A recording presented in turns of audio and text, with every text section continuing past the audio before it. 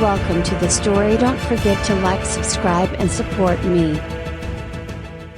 The city hummed with the quiet thrum of technology, a subtle reminder that everyone was watched. Beneath the towering glass buildings and sprawling networks of surveillance, Eli Carter sat quietly in the back of the car, watching the election results roll across his tablet screen. The numbers glowed in cold, unforgiving red. 48% for him, 52% for his opponent, Victoria Slate. The gap had been widening for hours, and now it was final. He had lost. Eli's grip tightened around the tablet as he stared at his reflection in the darkened screen. His campaign for internet freedom, for privacy in a world where every thought was logged and stored, was over. The people had spoken, and they chose Slate's vision of control. Slate had promised security, a safer digital world where cyber threats were eliminated by stricter surveillance. She fed into the fears of the people,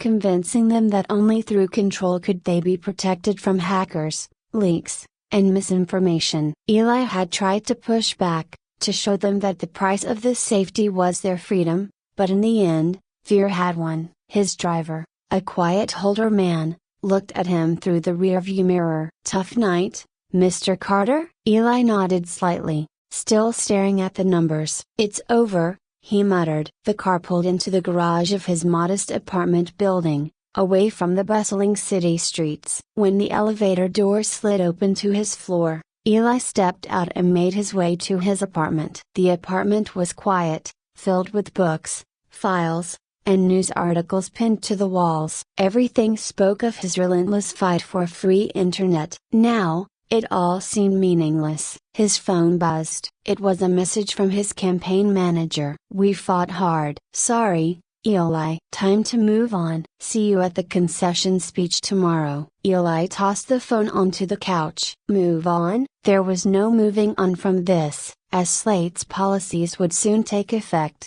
Eli knew that what little privacy remained would be snatched away. The digital world, once a place of free expression, would become a tool for control. He couldn't just stand by and let it happen. He had lost the election, but the fight wasn't over. The next morning, as Eli faced the reporters at his concession speech, he kept his voice measured and calm. He thanked his supporters, acknowledged Slate's victory, and expressed his hopes for the future. But deep inside, his resolve only hardened. The public had voted out of fear, but there were still people who believed in freedom, and they needed a way to fight back. 2 days after the election, Eli found himself sitting in a dimly lit cafe tilde copyright in a forgotten corner of the city. Across from him sat Jade Nguyen, an old friend and a coder with a reputation in the underground hacker community. Jade had never been one for the spotlight, but when Eli reached out to her after the election, she had agreed to meet. Jade leaned back in her chair, arms crossed. "So, what's this really about, Eli?" "You didn't ask me here for a casual catch-up." Eli nodded. "I need your help, Jade. This new administration of Broken Bar Slate is going to tighten control of everything, every message, every transaction, every thought. People won't have anywhere left to speak freely. I want to change that." Jade raised an eyebrow. "You lost the election. People chose Slate's policies. Out of fear," Eli shot back. "They don't understand what they're giving up, and by the time they do, it'll be too late." Jade was silent for a moment, tapping her fingers on the table. "So, what's the plan?" Eli leaned in, lowering his voice. "I want to create a secure, decentralized network. A place where people can communicate without being watched, a digital safe haven." Jade chuckled softly. "You're talking about going underground. You realize that Slate's people are already cracking down on anything remotely resembling a free network, right?" "I know," Eli said. "But you're the best coder I know. If anyone can build something that the government can't trace, it's you." Jade looked at him for a long moment, then finally nodded. "All right, I'm in. But we're going to need a team. I can't do this alone." And so, the Ghosts were born, a small group of elite hackers and coders, all united by the belief that the digital world should remain free. They operated in the shadows, moving from city to city, setting up temporary command centers in abandoned buildings, basements, and empty warehouses. They built the crypt, a decentralized network designed to be invisible to government surveillance. The work was painstaking. They had to outsmart not only the government's tracking systems but also the artificial intelligence programs Slate's administration was using to monitor the entire internet. Every piece of code had to be flawless, every firewall impenetrable. And all the while, they had to remain hidden. Months passed, and the crypt grew. It started as a whisper among the underground communities, a place where people could share ideas and information without fear of censorship. Slowly, word spread. Activists, journalists, and ordinary citizens began using the crypt to communicate. They shared government secrets, whistleblower documents, and stories of corruption. The movement was growing, but with it came greater risks. One night, as Eli sat at his computer in a dimly lit room, an urgent message popped up on the screen. "We've been breached. They're onto us." It was from Michael, one of the ghosts. Eli's heart raced as he quickly typed a response. "How bad is it?" A few seconds later, another message came through. "They found one of our decoy servers. We need to move everything now." Eli jumped to his feet, grabbing his phone and calling Jade. "We've got to move. They're closing in." Jade's voice was calm but tense. "I'll start the transfer. Get everyone out of the current location. We can't afford any mistakes." Eli ran through the darkened alleyways, making his way to their current base of operations. By the time he arrived, the team was already packing up, shutting down systems and loading equipment into vans. The crypt was built to be mobile, but every move increased the risk of exposure. They had to stay one step ahead, or the entire operation would collapse. As the government crackdown intensified, Slate's administration rolled out new regulations allowing them to monitor encrypted communications. Anyone caught using encrypted channels was labeled a potential threat, and the penalties were severe. People were scared, and usage of the crypt began to drop. Some ghosts, like Jade, wanted to escalate the fight. "We need to hit them harder," Jade argued one night, as they sat around a table in their latest hideout. "We've got enough data on Slate's corruption to take them down. We should release everything." Eli shook his head. "If we push too hard, we risk exposing everyone. We can't put our users in danger." Jade narrowed her eyes. "People are already in danger, Eli. They're being silenced. If we don't do something soon, they'll shut us down for good." Tensions were rising within the group. Eli knew that they couldn't hold out much longer without a major breakthrough,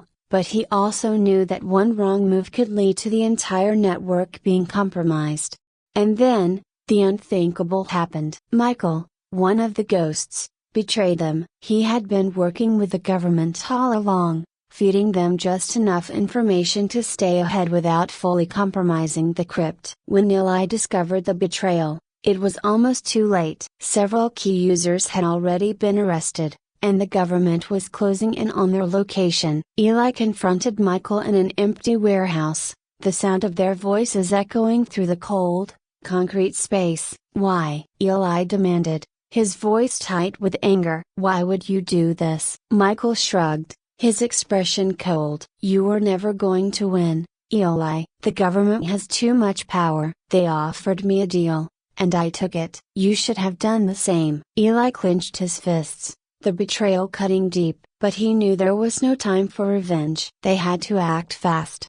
After relocating once again, Eli and the remaining ghosts knew they were running out of time. The government was tightening its grip on the internet, and the crypt was their last hope for freedom. Eli sat in the dim glow of the terminal screen, his mind racing as the weight of Michael's betrayal hung heavily in the air. He couldn't afford to dwell on it for longer. The ghosts needed a new plan, fast. They had managed to escape detection once again, but the government was closing in, and Slate's forces were more relentless than ever. Jade's voice broke through the silence, steady and focused. "We're running out of time, Eli, we can't keep playing defense. We need to strike before they bury us for good. Eli didn't respond immediately. He stared at the lines of code on the screen, knowing that Jade was right. The crypt had grown into something much bigger than any of them had anticipated, but it was also dangerously fragile. The longer they waited,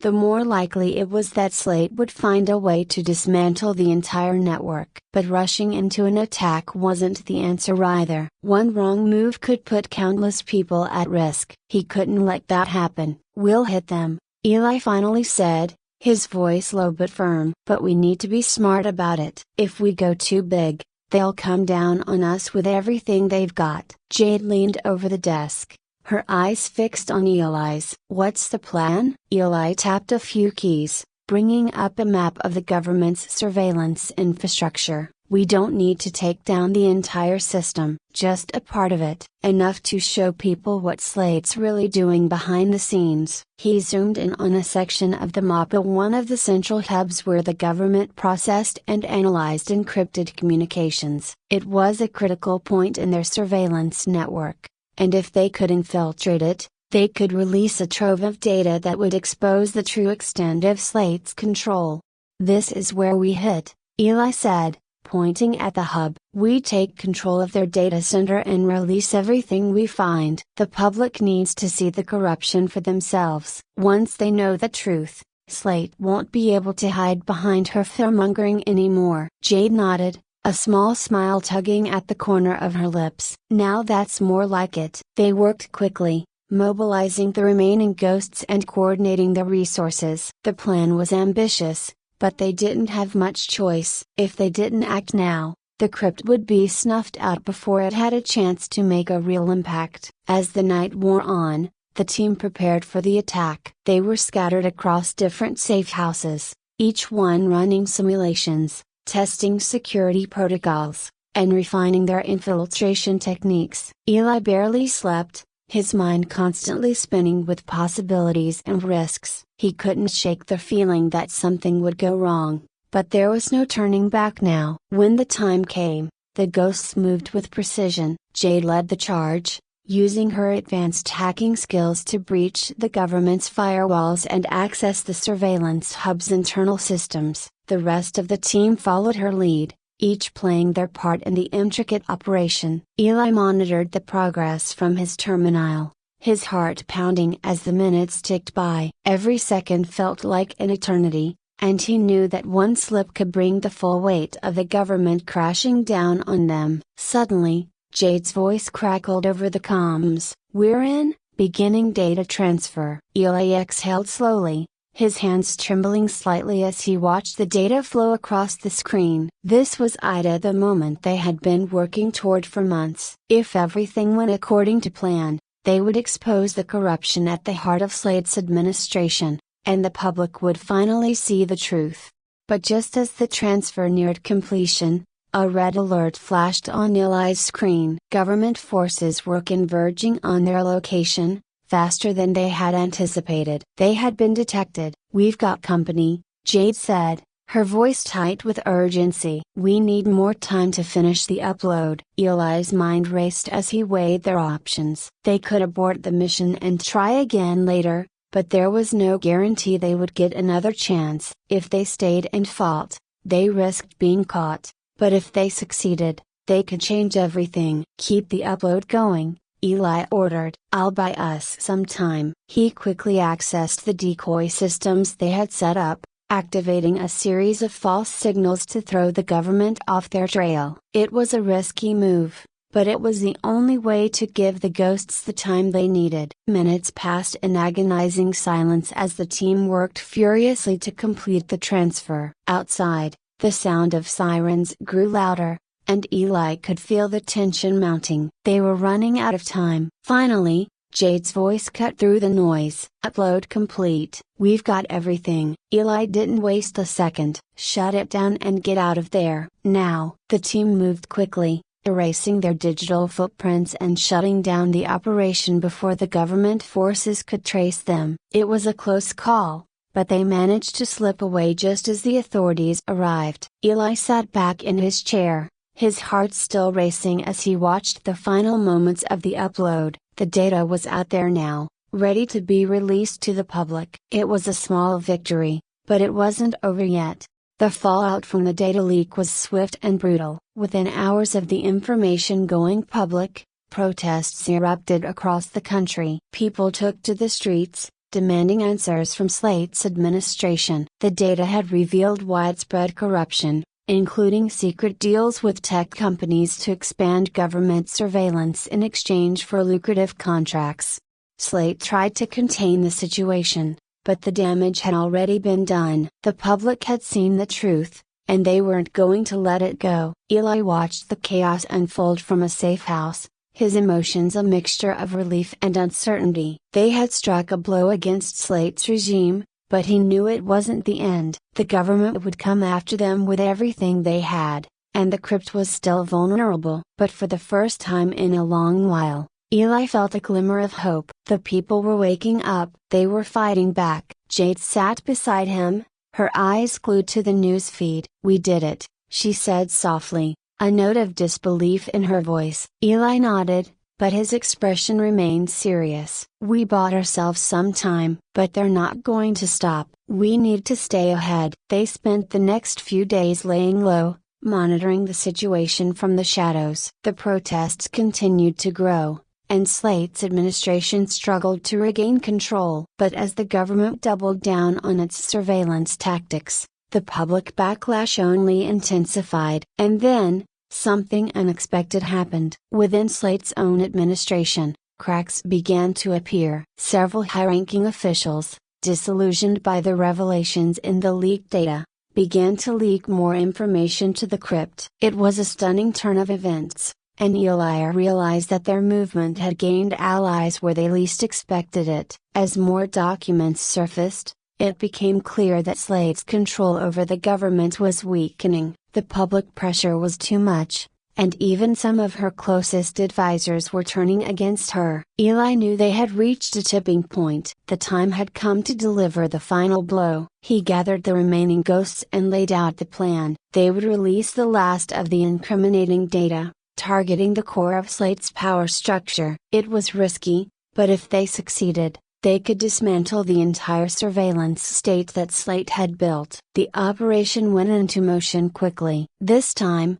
there was no turning back. Eli, Jade, and the others worked with precision, coordinating their efforts to ensure that the data would be released simultaneously across multiple platforms. The goal was to overwhelm the government's ability to respond, leaving them with no choice but to capitulate. As the final upload began, Eli felt a strange calm settle over him. He knew that this was the moment they had been fighting for, and no matter the outcome, they had done everything they could. The data went live, and within minutes, the entire country was engulfed in a wave of outrage. Protests turned into full-blown uprisings, and Slate's administration crumbled under the weight of its own lies. In the end, the government was forced to dismantle its surveillance programs and implement sweeping reforms. Internet freedom was restored, and the crypt became a symbol of resistance, a digital nation that had changed the course of history. Eli stood on a rooftop,